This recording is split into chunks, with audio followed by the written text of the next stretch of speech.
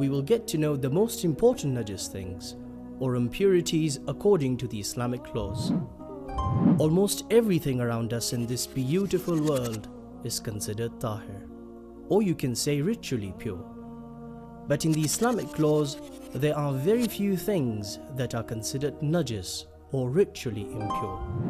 We have 8 common najis things around us: urine and feces, blood, dead body, semen, dog, pig, and alcoholic liquors. So let's get to know each of them a bit better, starting at the top of the list. Number 1 and 2, urine and feces. Is it from all the animals? No, not from all, but from some of them. For example, the urine and feces of sheep, cows, and fishes is not najis, but from cats and dogs it is najis. So what is the difference between these types of animals?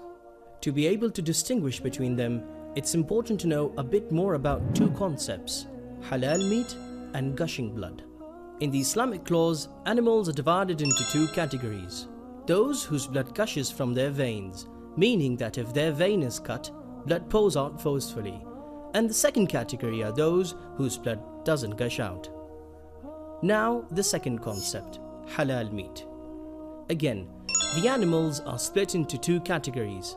Either we are allowed to eat them or not allowed to. To know which animal is halal or haram for us to eat is a broad topic. For more info, please refer to the Islamic laws book. Alright then, back to the najis things. So, the urine and the feces of all animals with gushing blood and whose meat is haram is considered najis. Remember again, haram meat plus having gushing blood. So, according to this, the urine and the feces of lion is najis. The same for monkeys, rats, cats, rhinos, and etc.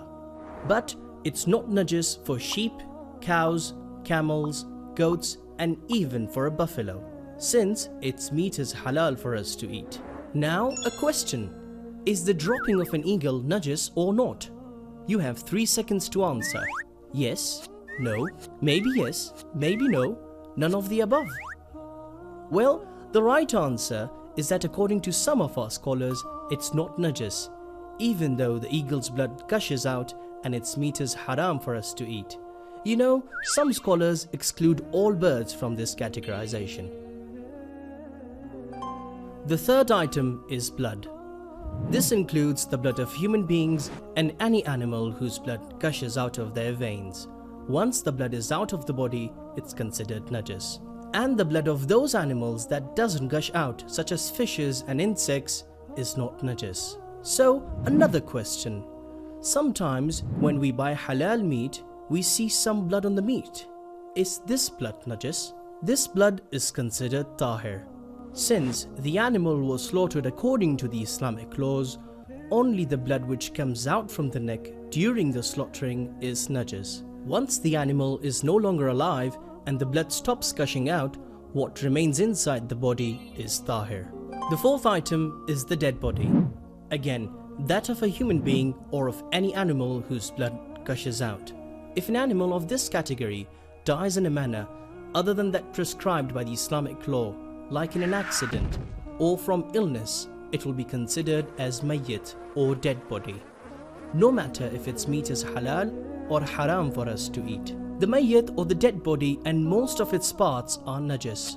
For example, the skin, meat, leather and whatever is made from them is najis. But the dead bodies of animals who don't gush blood, such as fishes, are not najis. The fifth najis substance is the semen of human beings and of every gushing blood animal.